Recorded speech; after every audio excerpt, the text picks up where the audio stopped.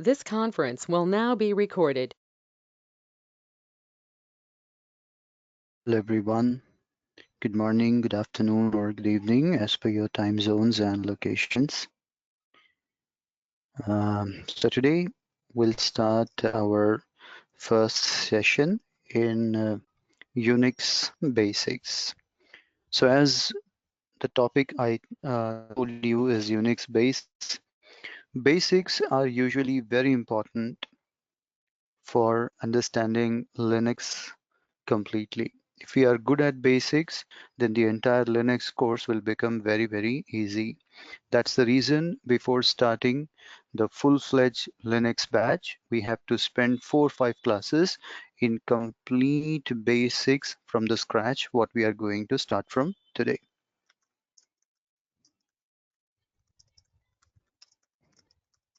One second. Okay. So in the last class, we have learned how to install Red Hat Linux on virtualized environment. So we have installed this machine. RTL40 is the name what I have given to it. Now, if I want to use it, the first thing is to power on. Most of the time people do mistakes that they install, but they don't power it on and try to connect. So in order to connect to this machine, the first thing is you should power it on it. So the first time after installation, I am powering it on. So let's wait for a minute or two so that the installation would or the OS must load. So it's starting to boot. Now, as we have left the last time after installation, we will give the first time instructions to the OS. It would be accepting the license agreement.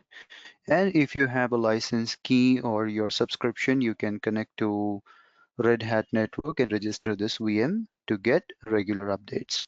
So we don't have any of them, so we will ignore registration, but at least we will accept the license agreement. So just a couple of seconds more and it will load the first boot screen.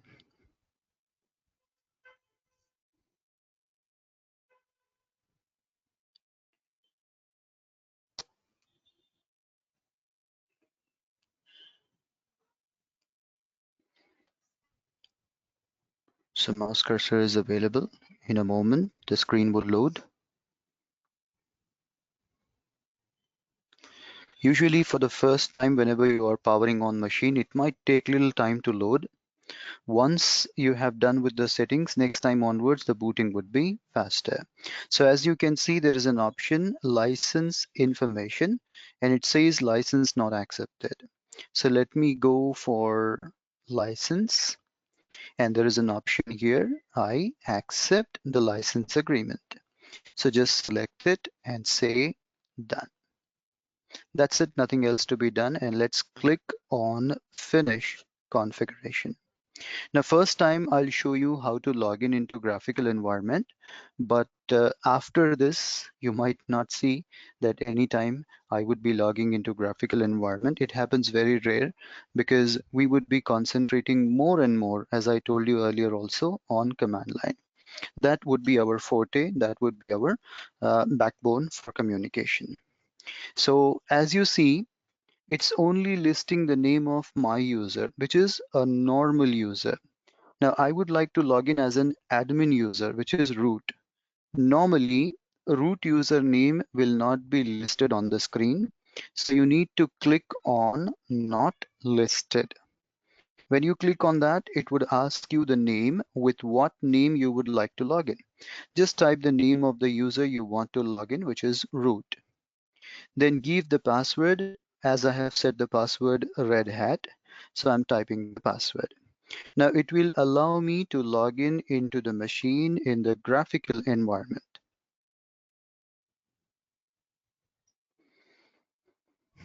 So as you can see, graphic loads little slow and command line works way faster when compared to graphics.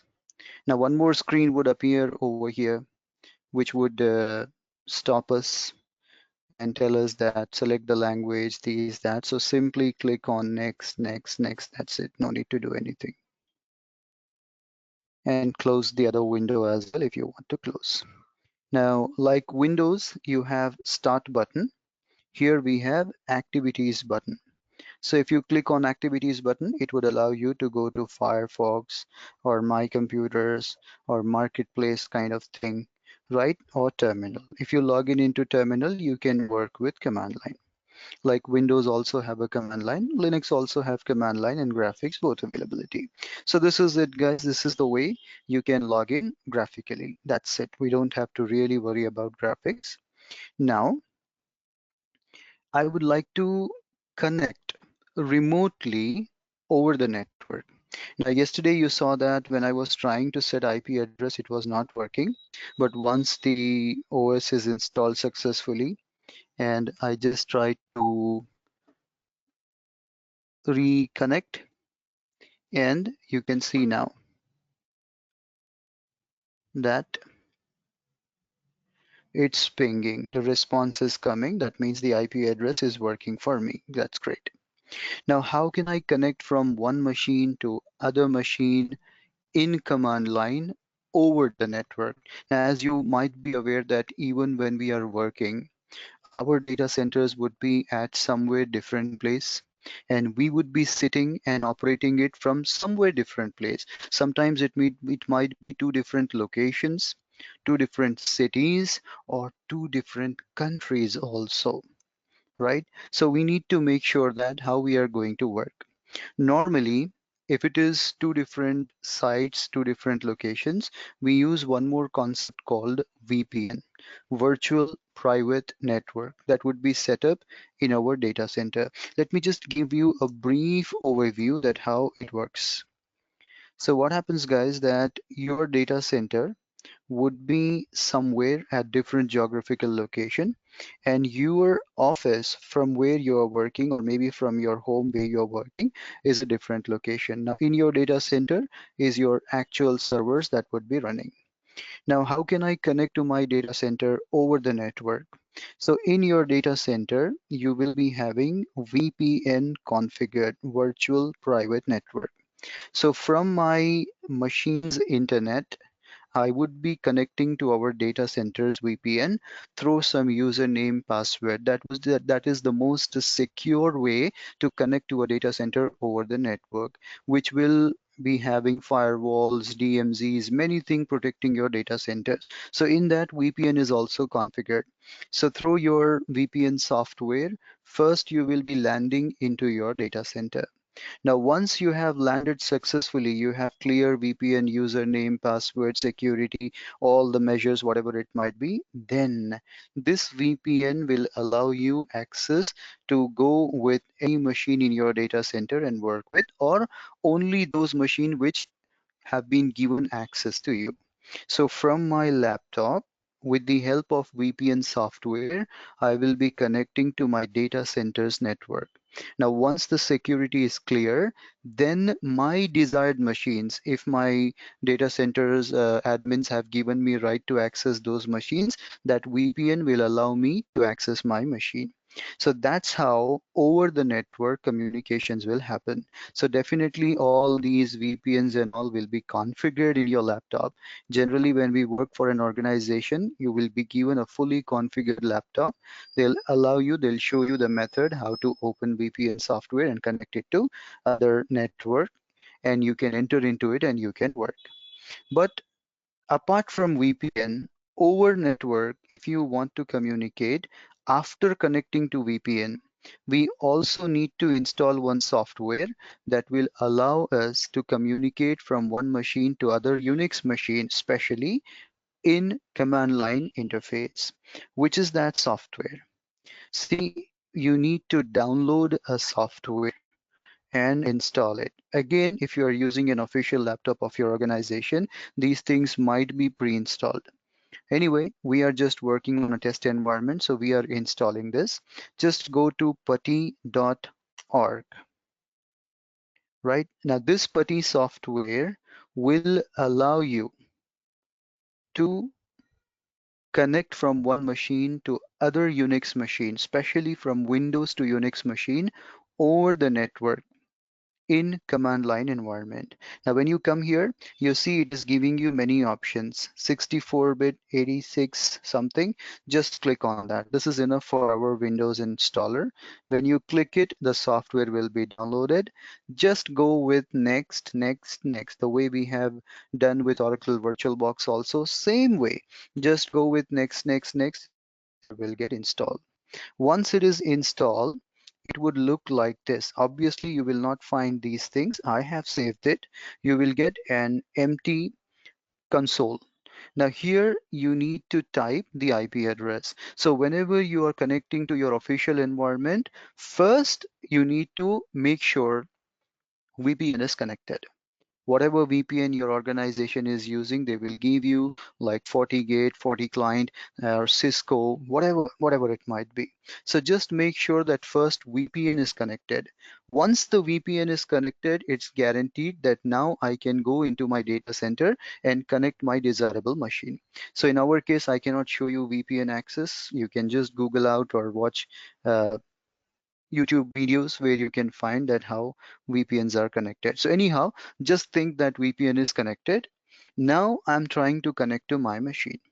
How can I connect my machine? Just give the IP address, what you have set for your machine. You remember last time I set the machine IP 192.168.10.40. I just checked out by ping test. It is responding. That means my machine is responding. So once you connect to VPN, you can also do ping test. Your ping will reply. Before connecting to VPN, there will be no ping. After connecting to VPN, the ping will start working on your professional network. Now, this is our test network, so we are surpassing or bypassing VPN. We will directly able to connect. Now, just give the IP address what you have set for your machine and make sure the connectivity protocol is SSH. SSH stands for Secure Share. We will learn a great detail about it when we go for SSH chapter. So just make sure that SSH is selected, port number 22. Now, when you click on open, it asks you a question that you are never connected to this machine earlier. Do you really want to connect?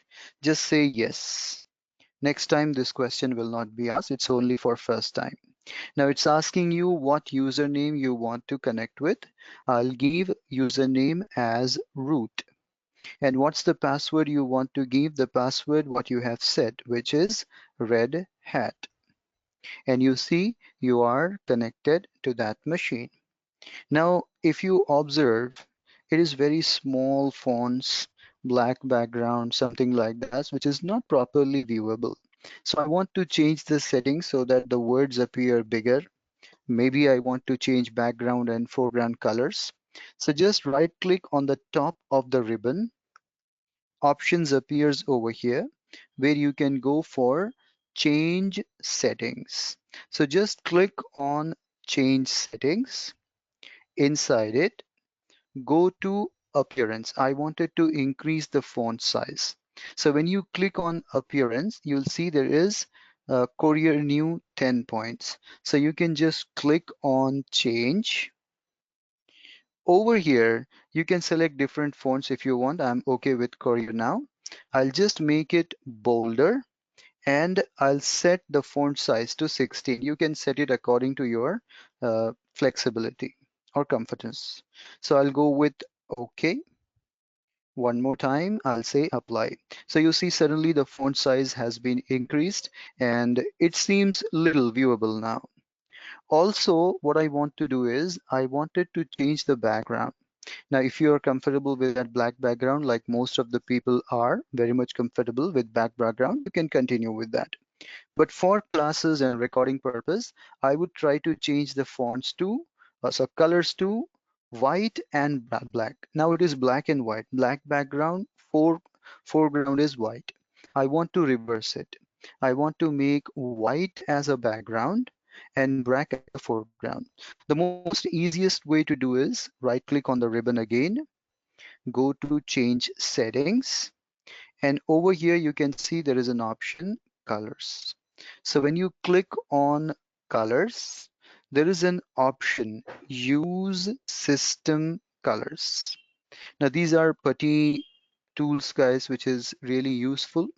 So you can just go with use system colors, apply the change, and you will see that the color has been changed, which is good for me, at least for recording and screen sharing purposes. I like this. If you are comfortable with black and white background, you're perfectly all right to continue. Now, guys, I want to save these settings. Every time I'm trying to log in, I don't want to do this setup from the beginning. So I want to just save the settings that whenever I connect to 40 machine, I don't have to repeat these steps again and again. So I'll be just right clicking on the top, going to change settings for the last time. Now over here in sessions, you can just name this machine something whatever you like. I would like to call it Linux 40 or whatever name you like. Just click on save and apply. Now, guys, I'm going to leave this session. I'm going to disconnect it. It's like you have opened a browser, your work is over, and now you're closing the browser. I'm not shutting down the Linux machine. I'm just exiting, coming out of it. So just type exit in small letter, and you will get disconnected from the machine you are connected. You're not shutting down the machine, remember, you are just getting disconnected. Now again open Putty tool and you will find that your session is now saved in that tool. So next time, whenever you're trying to connect, you just need to choose your Linux 40 option, load it and say open. So all your settings will be applied now. Now if I open, you see I'm getting white background, black foreground, font size are bigger and bold. It is not asking me to do all that changes. So all my settings are saved. I'm just loading that settings and getting connected to my machine. So remotely over the network, if we want to connect to any Unix or Linux machine, there are many tools, guys, many tools. One of the widely used tool is Putty tool, which is very favorite amongst the Linux or Unix administrator, and even I like it. Okay, now once I've got connected, I would like to see that I have logged in with which user, although I know that I logged in as root user. But anytime if you want to check what is the user you have logged in with, you can use a command who am I. Observe there is no space between who am I. It's a single word, who am I. So it says you are logged in as root user. And who's the root user we have learned in the last class? Root is the most powerful user in Unix or Linux environment, who's the administrator of admins, right? So who can control anything, everything in the system, the most powerful user. Now, when you log in as root user, in which directory or folder you will be landing. See guys, I told you in the last class again that every user has a home directory. We learned that in our previous class, if you remember. Let me take you to that page.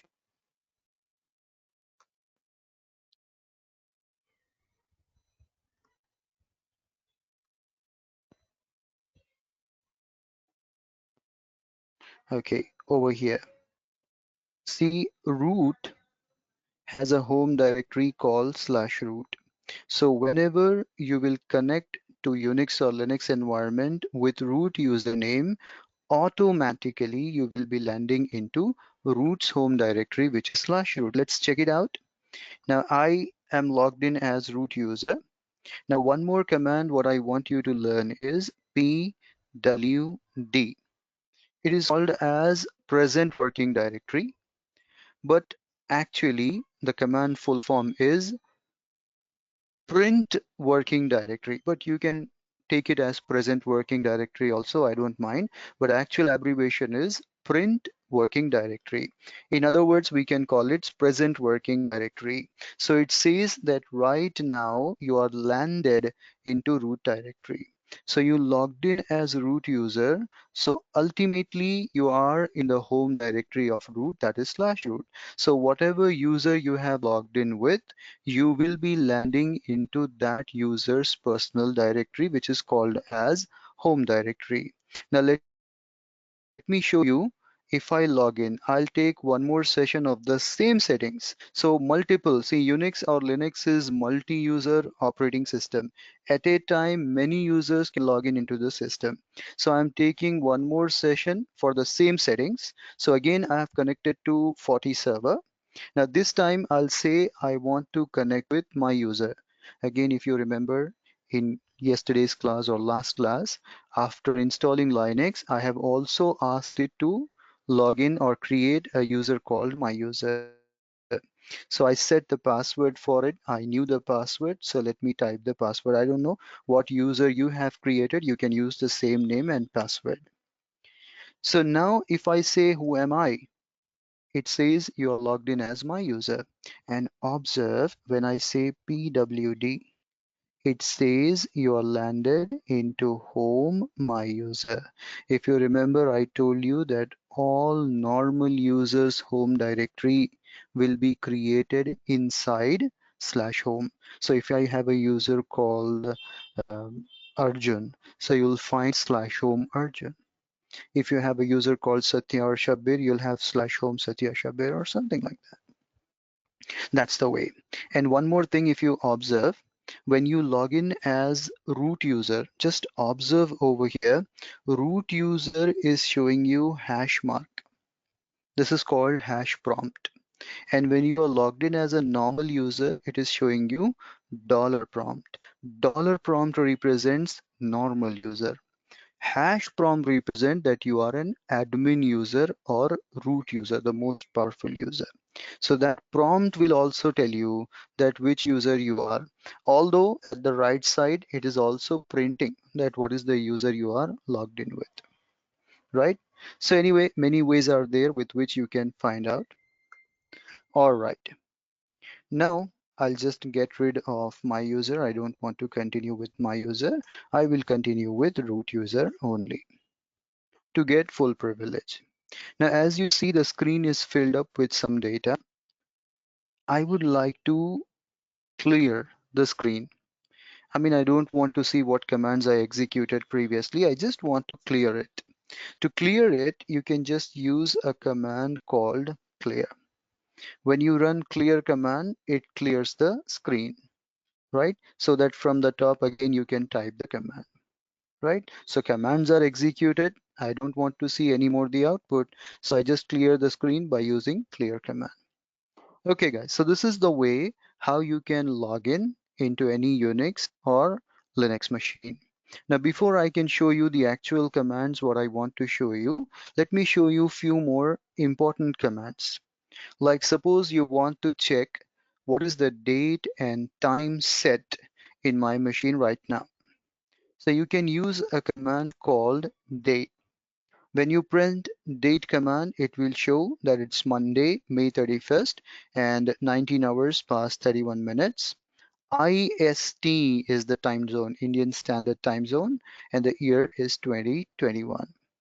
Same way, suppose you want to see the calendar, right? So you can use a command called cal, C-A-L. It prints this month's calendar and it shows you what is the current date by highlighting it with black background.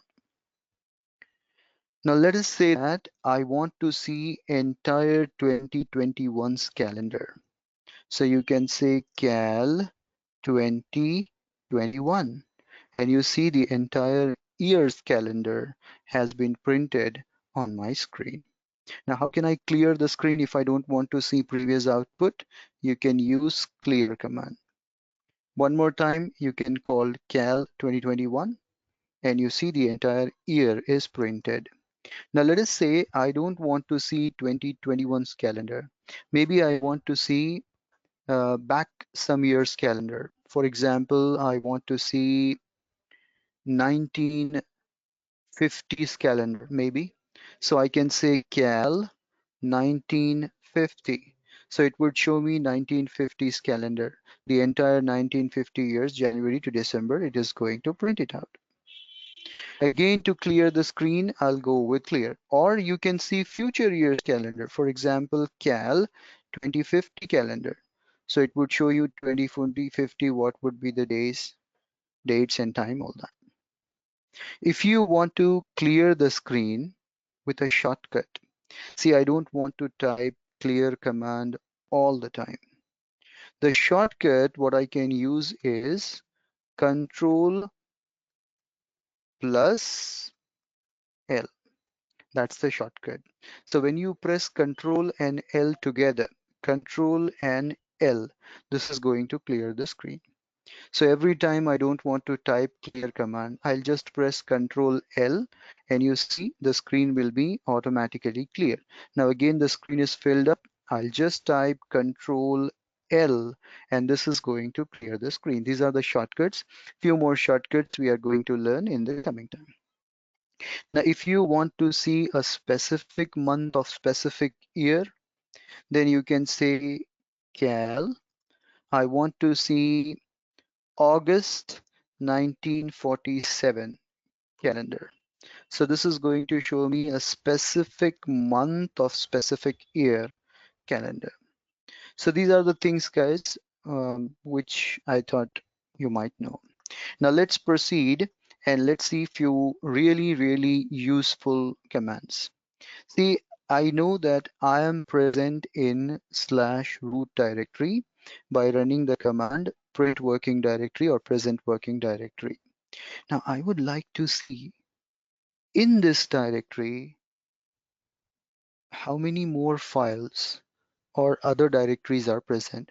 See, whenever you open one folder, there is a possibility that in that folder there might be other files, audio files, video files, or word files, pictures, or some other subdirectories might present inside it, isn't it? So I would like to see that in this directory /root, what are the other stuffs present? So you can list out the content by using a command called ls. ls stands for list. So when you say ls, it is going to show you the content that in this directory, what are the other things present. Now you can see there are files, Anaconda, desktop, document, initial setup, many things are there. But I'm not able to understand which one is a file and which one is a directory. See guys, directory is nothing but folder. Generally, we call it folder, but in Linux, we call folders as directories. So do not get confused whenever I'm talking about directory, it is nothing but a folder. What is directory? Directory is a collection of files and other folders or subdirectories inside it. File is just an individual file. It can be audio file, video file, or any other flat file.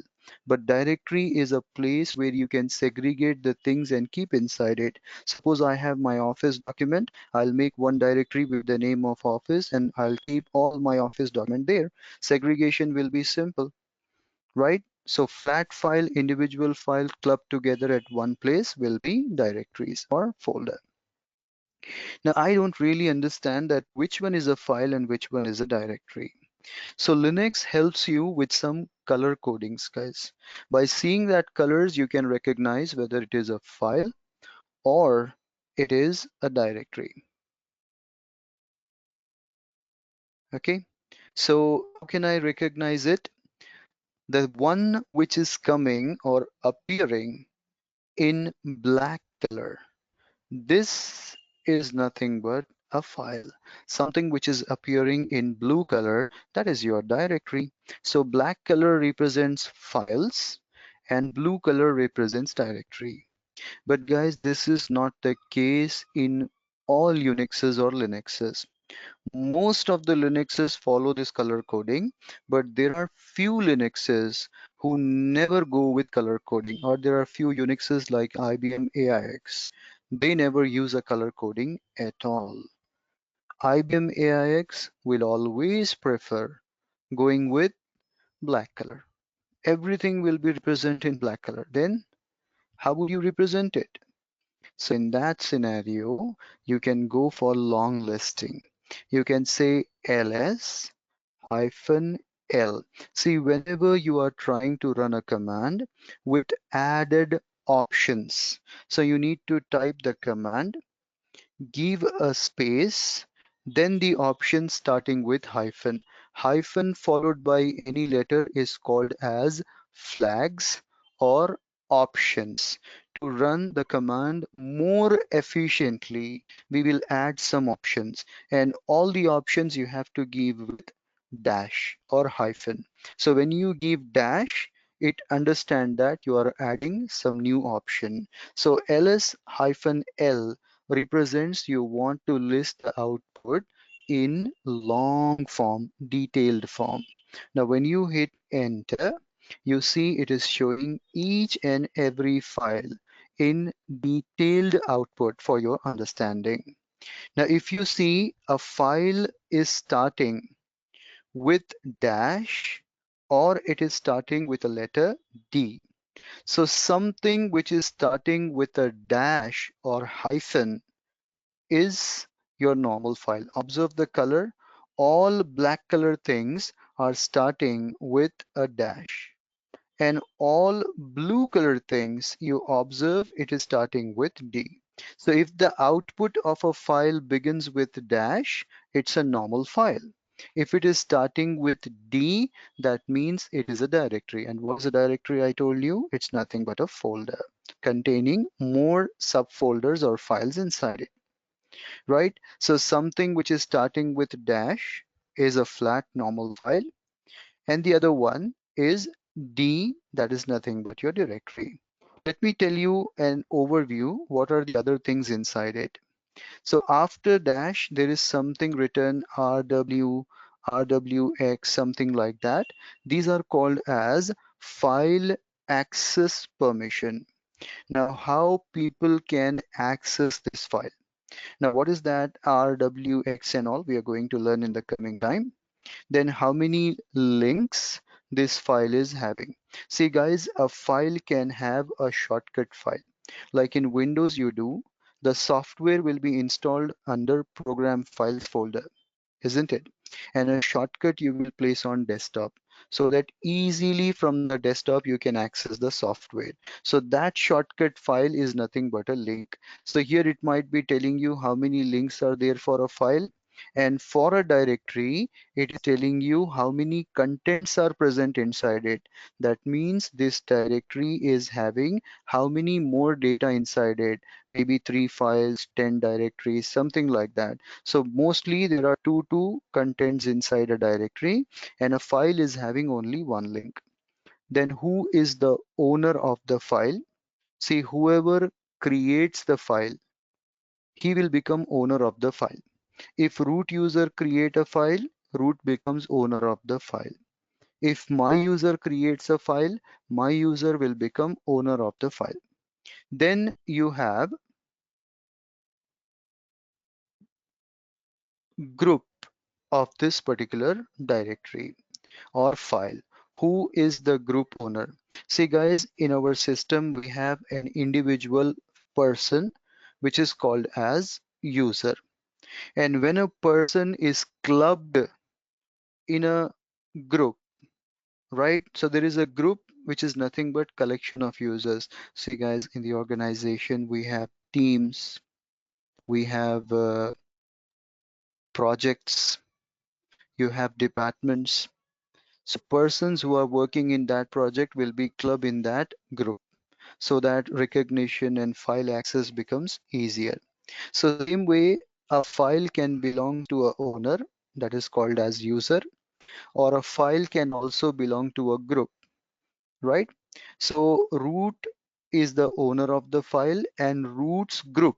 Same name, you have a user, you have a group. We'll understand this concept at the coming time. Just you try to understand that a file belongs to a user and a group. Then what is the size of the file in bytes? And at what time the file was created, and who's the what's the name of the file? I'm sorry. So what is the nature of the file? Starts with dash or D. File permission. If it is a file, how many links are there? If it is a directory, what are the contents present in that directory? Who's the owner of the file and who's the group owner of the file? What is the size in bytes? And at what date and time the file was created? And what's the name of the file? That's the detail about the file, what it is listing when you go with ls-l. All right. Now, guys, without stopping, let's move ahead and let's try to learn the topic of the day, that is how you can create your own file. So the main topic what we are going to work is creating, removing, copying, moving files and directories. So the first thing what we are going to learn is creating a file in Linux or Unix environment. So there is a command called cat command. Cat abbreviation is concatenate, which is used for creating a file, displaying the contents of the file, overwriting the file, or modifying the file, whatever you say. So how can I create my own choice file? You can say cat greater than followed by file name. So when you say cat greater than file name, it allows you to create a file. But guys, there is one thing that you have to be very, very careful while going with cat greater than. What's that? I'll show you in a short while. So as you can see, there are few files available here. I want to create a new file. So I'll say cat space greater than followed by file name. You can add a space after greater than, or you can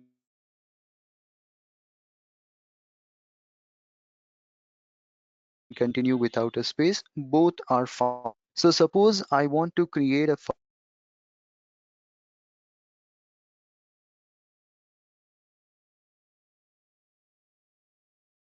there is no problem. File called my file. Now just look around. Do you have same we have another desktop document? Do you see any file with the name my file? No, there is no such file. You are safe. The problem with cat command is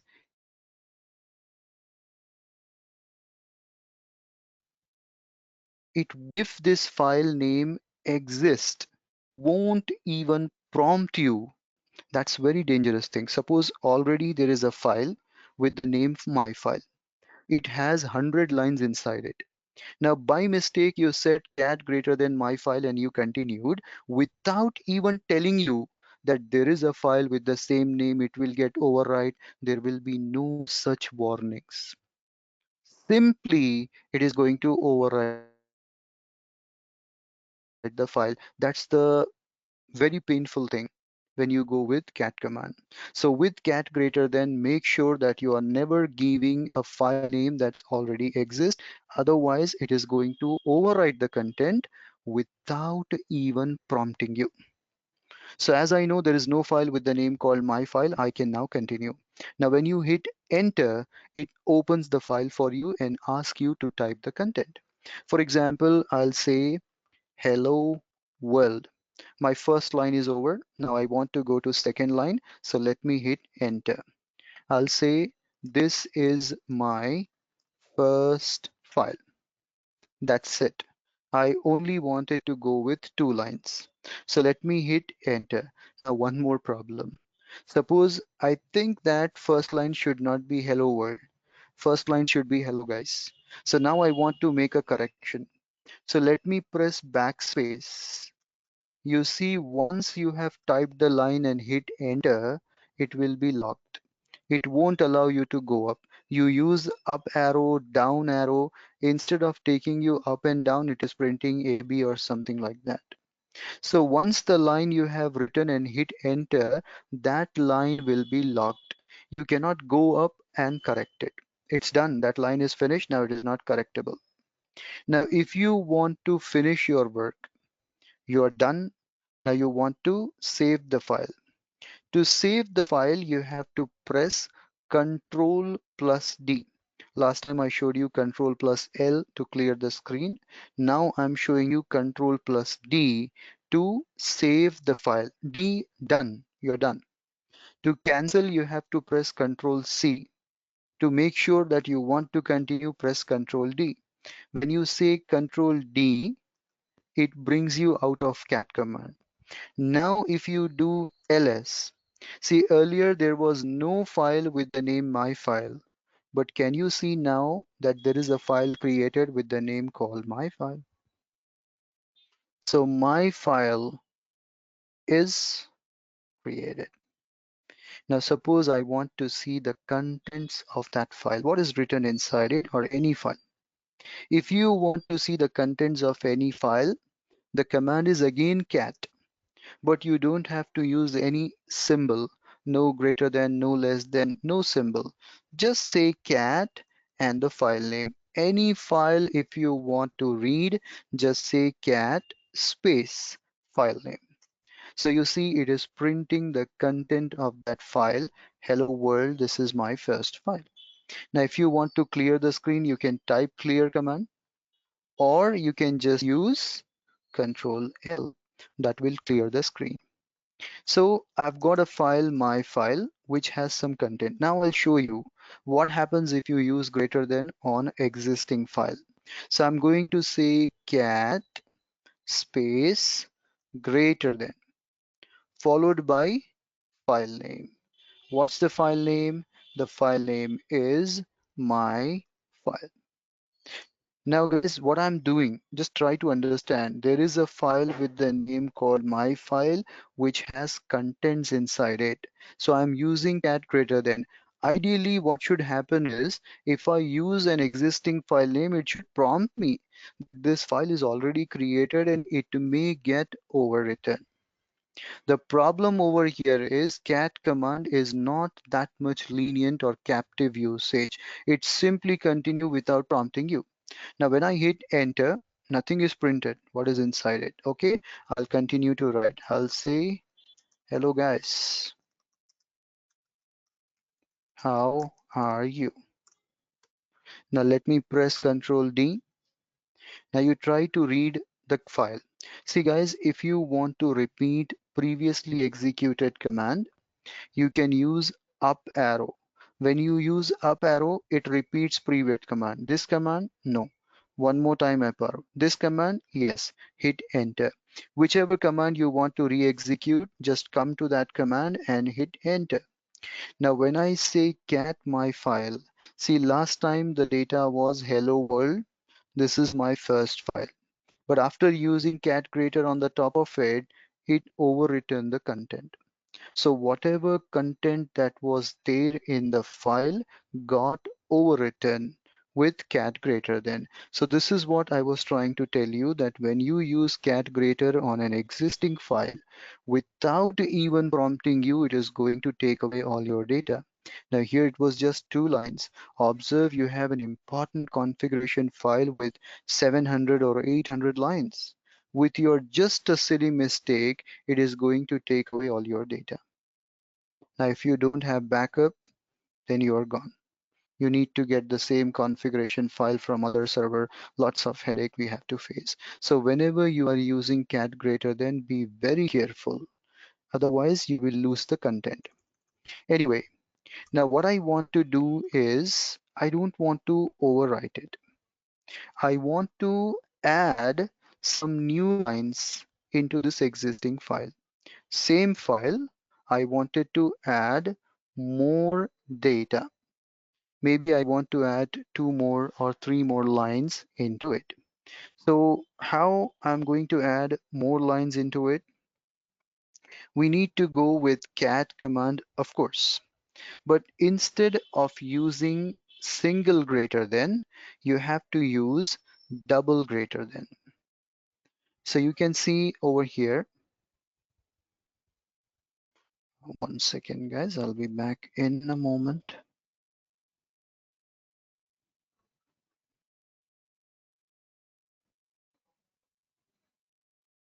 All right. So as I was telling you, you need to use cat, then double greater then. Okay, followed by existing file name. If the name what you are mentioning does not exist, error will be displayed. So you need to use the name of the file that already exists. So I'll be saying cat space double greater followed by file name. So when I say cat double greater and the file name, open it.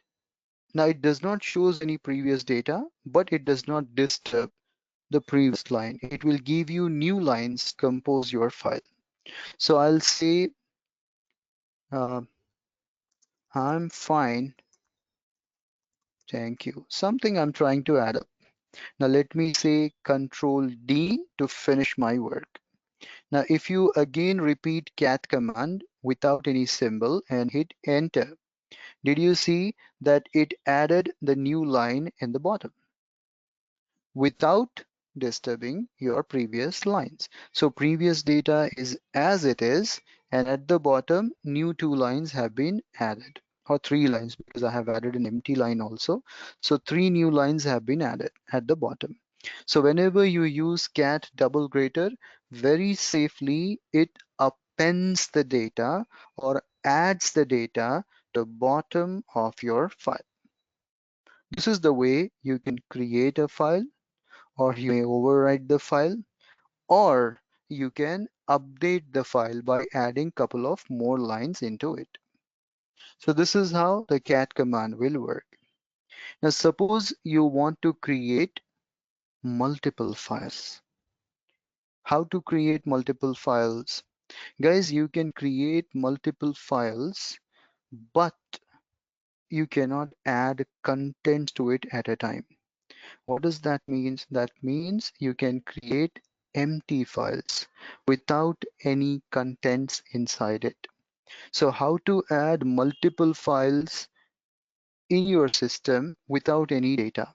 I'll tell you where it is useful. So anyway, if you want to add multiple files, you can go with the command touch first file name space second file name space third file name. Suppose I want to create file 1, file 2, file 3. So I'll say touch file 1, file 2, file 3 with spaces. Now if I say touch file 1 space file 2 space file 3. So after touch there is a space, and after every file name there is space. Right? Now let me hit enter, do ls. Within no time, you'll see that pre-files have been created. Now, if you say ls space hyphen l to see long form output, you will find that there are three files available here.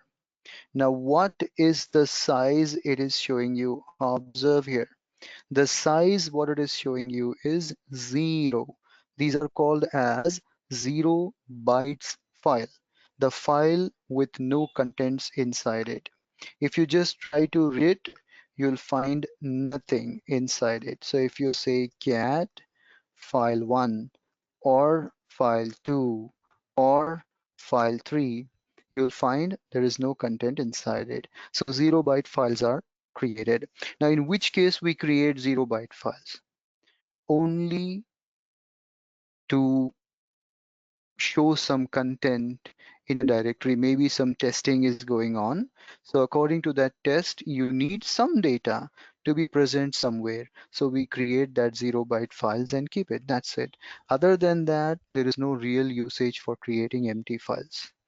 Right, what I'll do by creating empty files. Only when there is a cause you are trying to display the content in some directory, you'll create 0 byte file and create it. Other than that, creating zero files or any other data inside it, no data, would not be of much use. So anyway, that's how we can create empty files. Now guys, I would like to learn how to create directories. So guys, a file is just an individual entity whereas a directory can have more data inside it. So directory is nothing but a place where you can keep more files or more directories inside it at one place.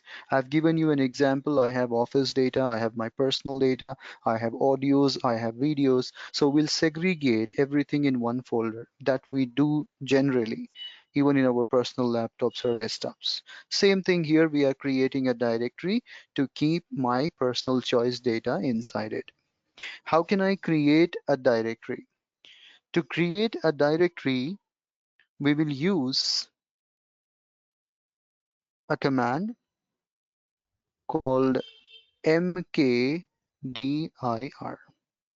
Mkdir and the directory name. So when I say mkdir and directory name, it will allow me to create a directory. And let me tell you one more thing, that mkdir is safest command to work with. It is not going to override the content of your directory if you mention the existing directory name. So what I'll do, first of all, I'll create one directory, or suppose I'll create a directory with the name called music. So I'll say mkdir and I want to create a directory with the name called music. So it says you cannot create a directory with that name, it's already existing. Okay, let me say mkdir my file. It says no, that name is also taken. So mkdir is one of the safest command to work. It's not like cat command, which simply overwrites the content. Mkdir will not allow you to create a directory with the name that is already used and present in your current location. So you need to use a unique name that is not yet used. Let me create a directory with a name called my dir. As you can see in all names, there is no name with the name called my dir. So this time it is going to get created. Enter. Now do ls and you'll find that there is a directory created with the name called my dir. Now guys, if you want to see the details about a file or directory, you are telling ls-l, but it is displaying the full content of your current location. Now, maybe in your current location, there are 50 files, 100 directories. All details will be printed. To view one particular file or one particular directory details, I don't want to waste my time in displaying the whole content. How can I see individual file or individual directory details? Suppose I want to see file 1's detail. So you just need to say ls-l and the name of the file. So only one file or maybe two files detail will be presented to me. File 1 space the second file. So individual file or two file details, if you want to see, you can use ls-l followed by file name. Now same thing if you want to do with a directory. Suppose I'll say ls-l and directory. Observe the difference in output. When I say ls-l file name, it is showing me the properties of the file. But when I say ls-l and the directory name, it is showing me total zero. So why it is displaying like that and what is the meaning of that total zero? See, on a file, when you run ls-l, it prints the properties of the file. But on a directory, if you run ls-l, instead of showing the properties, it will start showing you the content available in that file or directory, right? That means what is going on is it is trying to show you what are the contents of the directory in this directory, what are the files, what are the subdirectories present. Now guys, I'm not interested to see the content. I want to see the property. Maybe I want to see what is the size, or I want to see who is the owner, or who's the group owner, or maybe I want to see when it is created. So how can I see the details of a directory if not with ls-l? So guys, over here, You just need to add one more option called D, ls-ld, list in long form directories properties, followed by the directory name. So when you say directory name, now you see it is showing you the proper properties. What is the size, who's the owner, and other kind of thing. So this is the way how you can check individual file detail by seeing ls-l file name. And for a directory, you have to use ls-ld followed by the directory name. So ld will be used to represent a directory, and only just L represents an individual file. Okay, now if I check pwd, I am in root location. I would like to go inside my dir. I want to change my location. Maybe in my dir, I want to create some data. I want to keep audio files or something like that. So first, I should change my location from root and I should go into my dir. Now, if I want to go into my dir, I'll use cd command. Cd stands for change directory. So whenever you want to change your location from one directory to other directory, you have to use cd command. So I'll say cd and I'll print the directory in which I want to go. So suppose I want to go into my dir, I'll say cd my dir. So you see it says that now you are in my dir. If you run print working directory, it tells you that in roots folder, there is a folder mydir in which you are currently. So under root, there is my directory. That is your current location where you are sitting right now. You do ls, there is nothing present inside it. It's an empty directory. Now let's say I would like to create some data. I am in my dir and I wish to create some 5 files with the name file1, file2, file3, file4, file5. How can I create empty 5 files? I'll say touch followed by file name. For example, I'll create a file with the name called mf. For example, mf1, mf2, mf3, my file 1, my file 2, my file 3. Same way I want to go for 4, 5, 6, 7, 8, like that.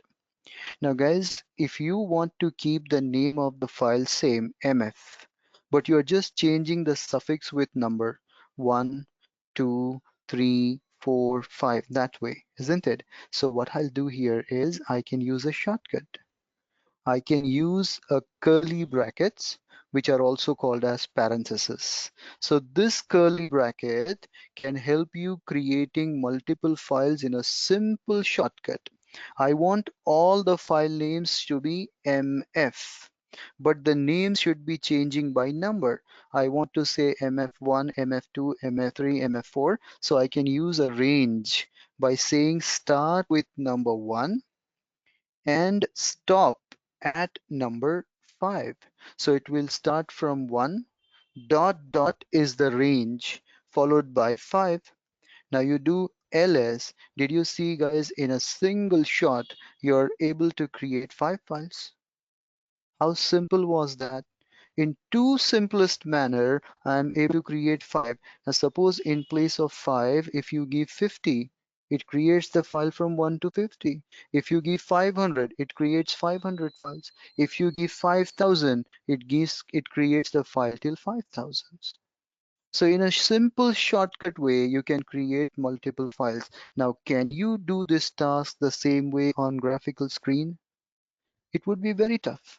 On graphics, you need to right click file name, right click file name. Now 50 times you have to right click and file name. The same thing you can do in the most fastest way with the help of command line. That's the reason we prefer working on command line rather than graphics. Now same way you can create 5 directories also. For example, I'll say I want to create 5 directories. Same method. I'll use mkdir and multiple directory name.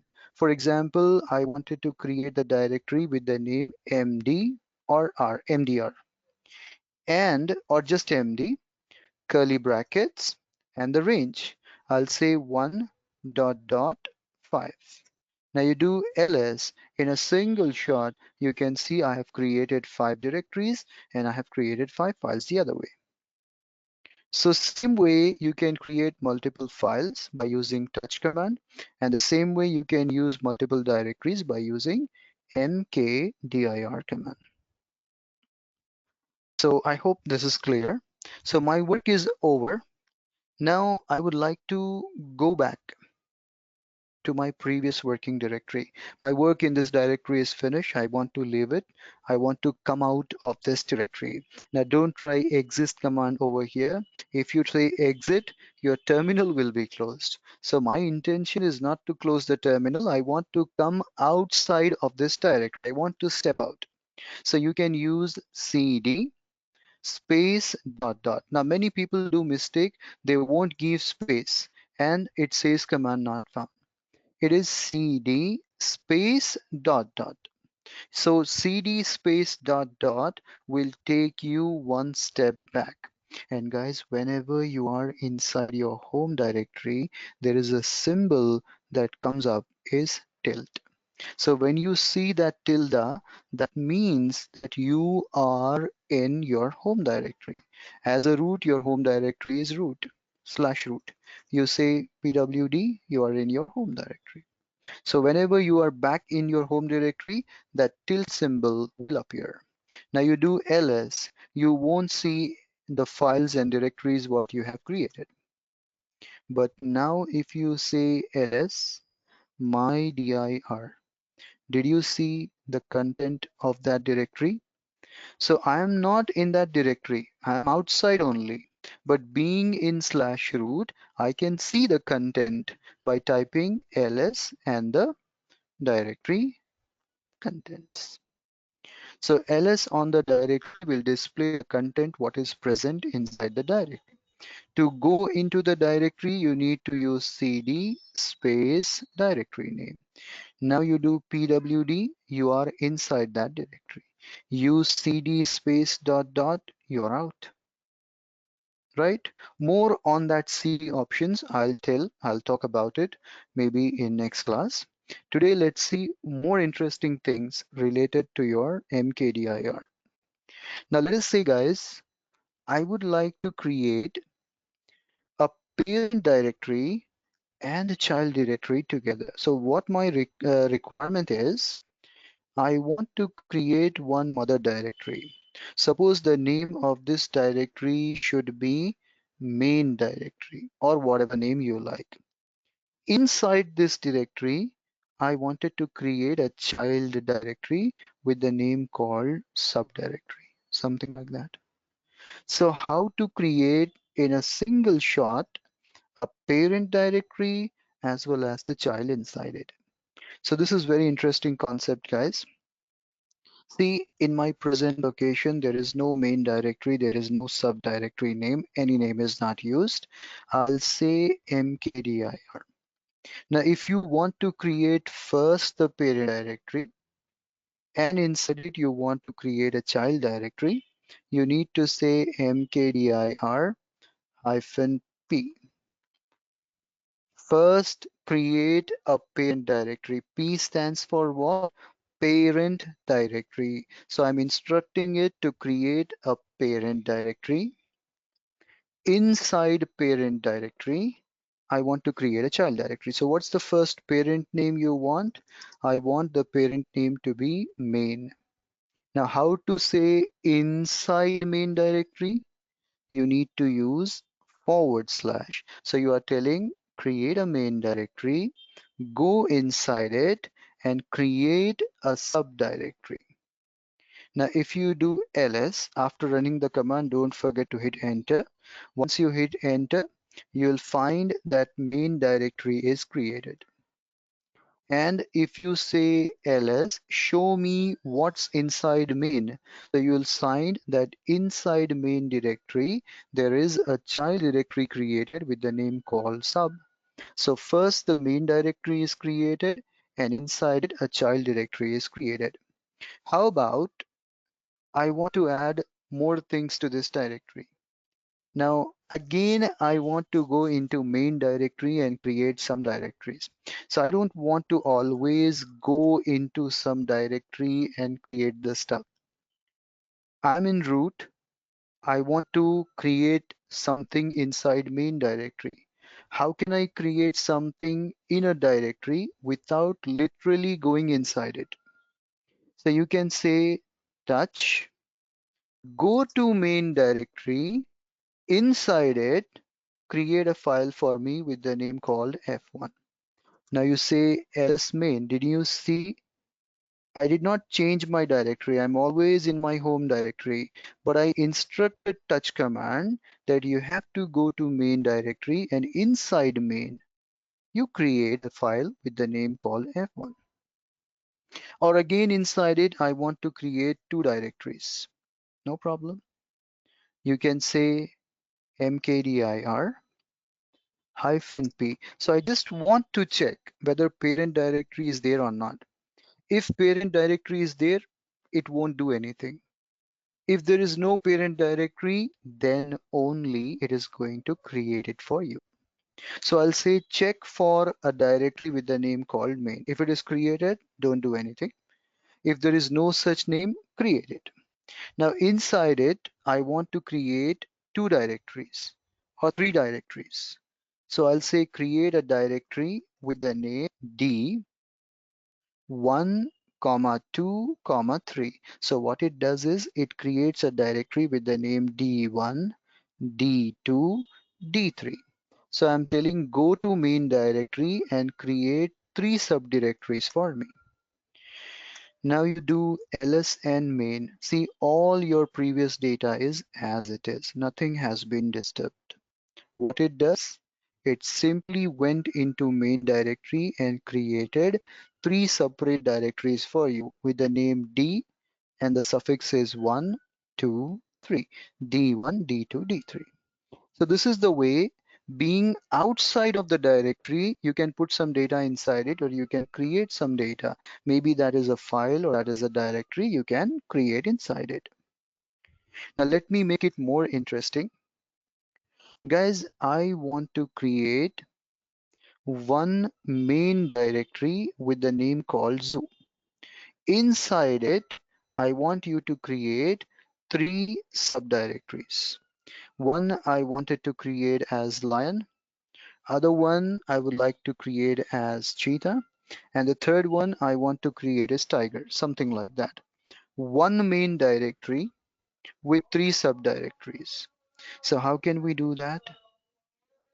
I'll say mkdir -p. First of all, create a directory or check for it at least. The name should be zoo. Inside it, I want three separate name directory. I don't have a common name. Remember this time. Last time I have a common name D, so I use suffix in brackets. But this time I want three separate new names. So just use a curly bracket directly and put the names. I want lion, I want cheetah, and I want tiger, for example. So what happened now? You see there's a directory created zoo. If you go inside it, it's telling you that there is cheetah, there is lion, and there is tiger inside it. So I told, first of all, check for this. If it is not there, create a parent directory. Then I mention a bracket, and inside it, I mention three names with comma: lion, comma, cheetah, comma, tiger. So it creates three subdirectories under one main directory for me.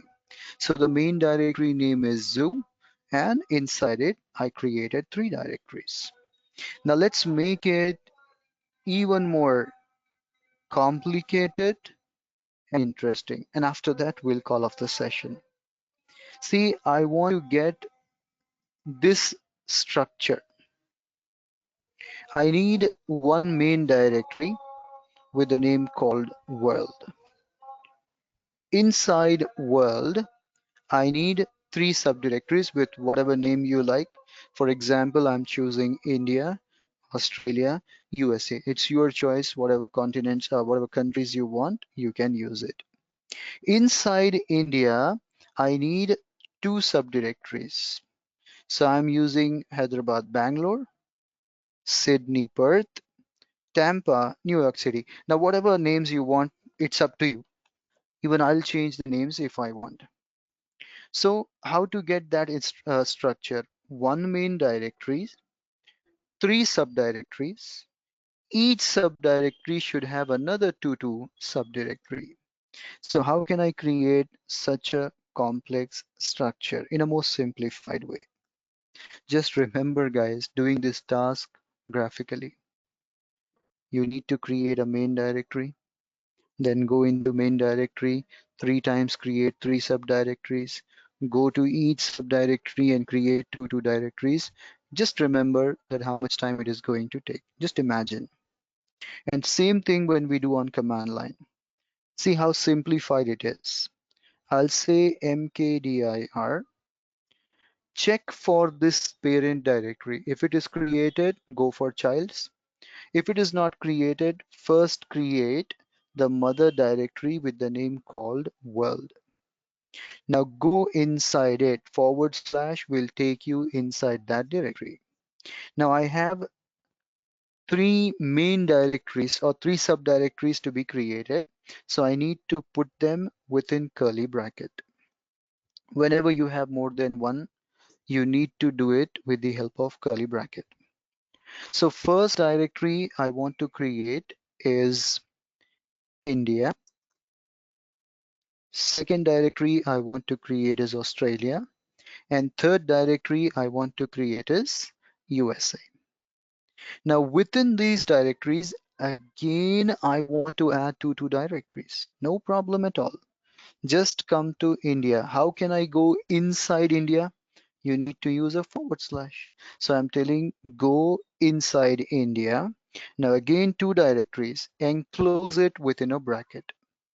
What's the name of that subdirectories? I want HYD, comma, Bangalore. So inside India, there will be Hyderabad and Bangalore. Then go to Australia. I want to go in Australia and create two more directories. So give a / after Australia, enclose it in curly brackets. What's the two more directories you want? Maybe I want Sydney and maybe Melbourne. Instead of Perth, I'm using Melbourne, or you can use any other thing. Then again, I'll want to go inside USA, so I'll use / and I'll be using curly brackets. Again, open and close. Don't disturb the last curly bracket. The first bracket, what you have open, should be ended at the last. Okay, now here I will mention two directories. Maybe I want New York and New Jersey, or any other name you like. So I'm telling create world directories with India having two subdirectories, Australia having two subdirectories, and USA having another two subdirectories. Hit enter, do ls. You'll find that world directory is created. Just do ls world. It says inside world I have Australia, India, USA. Let us go to world directory. How to change the location? cd space the directory name. Now inside world, if I say ls Australia, it shows me Melbourne and Sydney. ls India, Bangalore and Hyderabad. ls USA, New Jersey, New York. So did I got my architecture created? One main directory, three subdirectories, each subdirectory having two subdirectories inside it. So that's the way you can use mkdir-p to create a mother directory and childs and further childs and further childs inside it, right? Or if you don't want to see the architecture that way, there is one more technique. Let me leave the directory by using cd space dot dot. Check it out. I'm no more in world directory. See, I'm in home directory, that is root. Now I want to see world and all its content under one output. So you can say ls space hyphen capital R. Now what does that capital R represents? R here represents recursion or recursive. What is that recursive? Recursive is like a loop. It goes from main directory to child directory and further child, further child, further child, further child. From top to last available directory, it is going to show you everything from top till bottom. So from main directory to subdirectory to subdirectory to subdirectory, top to bottom, everything it will display by using recursion or recursive option. Okay, right. Now I'll say ls hyphen capital R and the directory name world. So how beautifully it explains us. In world, you have Australia, India, USA. In Australia, you have Melbourne, Sydney. Melbourne is empty, Sydney is empty. Then you have India with two directories, Bangalore and Hyderabad, where Bangalore is empty and Hyderabad is empty. Then you have USA with New York and New Jersey. New Jersey is empty and maybe New York is empty. So that's the way you can see top to bottom everything present in the directory by using ls hyphen capital R, where R stands for recursive or recursion. So there is one more way, one more beautiful way. In a simplest manner, if you want to see the output, you can just use tree and the directory name. So it forms a tree-like structure. The main directory name is world, which is having Australia, India, USA. Australia is having two directories, India is having two directory, and USA is having two directories. So total 9 directories are there, what it is trying to tell us inside world directory. So you can view ls-r, that output, or you can view tree output. Whichever makes you understand the concept easily, you can go with that option. Okay. All right. So that is it, guys, for today. I want you to practice this much for at least today's stuff. Tomorrow we will proceed from here and things will become more important, like copying, moving, removing, all that important stuff we will cover up today with more cd command. We need to see cd command a little more in detail that I'll be going to cover up tomorrow. As of now, up till now, if you have any question, please put your questions now.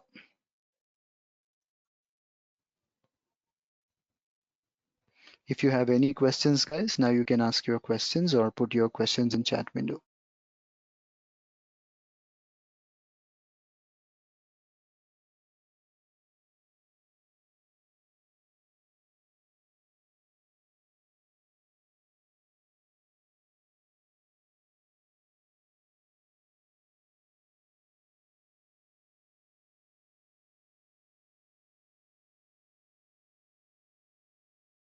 Okay, so we have a question that when you run who am I, it gives slash root. No.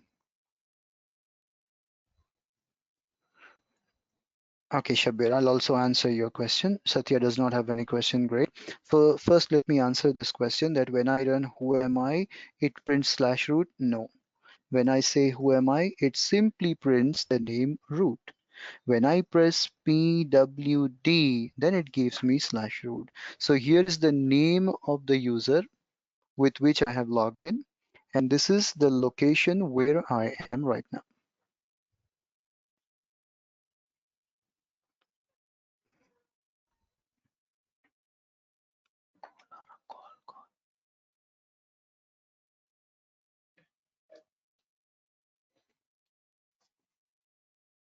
Okay, now one more question is there. How can we edit the first line in a file? That we cannot do with cat command. In probably tomorrow's class, we'll see file editors. Cat command will only allow us to create a file, and it allows us to edit, or sorry, append the data, but not edit the data. So we need to use some editors like VI editor or Nano or Emac that allows us to go to any specific line of your choice and make the changes. So probably in tomorrow's class, we will learn how to go into an edit mode to edit the file from whichever location you like.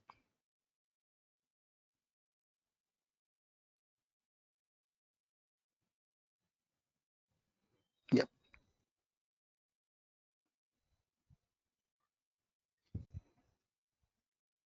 So any further questions? You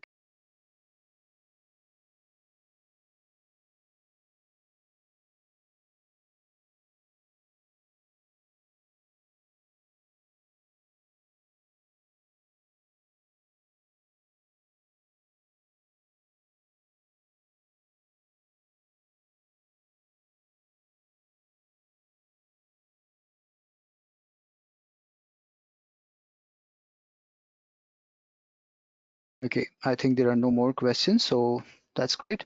We'll stop the session here. Let's meet up tomorrow and continue with more things. Thank you very much, guys. See you tomorrow.